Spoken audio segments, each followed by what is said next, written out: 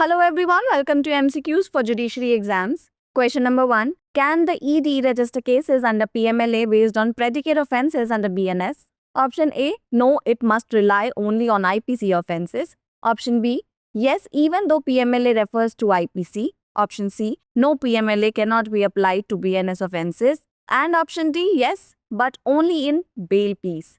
The correct answer is option B. The Bombay High Court in Nagani Akram Mohammad Shafi vs. Union of India ruled that ED can register cases under PMLA using predicate offences under BNS despite PMLA's schedule referring to IPC. Question number 2. Under the SAFESI Act, can a second plea be entertained if the borrower re-enters the secured asset after possession is delivered? Option A, yes. Option B, no. Option C, only under specific conditions. And option D, only if the borrower is found guilty. The correct answer is option A. The Allahabad High Court in DCB Bank Limited vs. State of UP and others agreed with the Bombay High Court that a second plea is maintainable under Section 14 of the SAFESI Act if the borrower illegally re-enters the secured asset after possession is delivered. Question number 3. Which of the following does the HMA, the Hindu Marriage Act, allows the respondent under Section 23A? Option A. File a counterclaim on adultery, cruelty or desertion. Option B. Oppose the relief sought by petitioner. Option C. Seek restitution of conjugal rights. And option D. File a counterclaim only for cruelty. The correct answer is option A.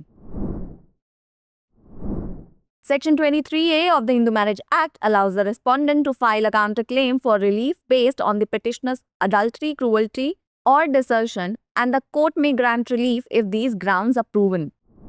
Question number 4. Which sections of the IPC can be invoked in the case of bigamy under the Hindu Marriage Act? Option A. Sections 494 and 495. Option B. Sections 302 and 304. Option C. Section 377 and 378. And option D. Section 420 and 421. The correct answer is option A. Section 17 of the Hindu Marriage Act applies to the provisions of Section 494 and 495 of the Indian Penal Code, which deals with the punishment of bigamy. Question number 5.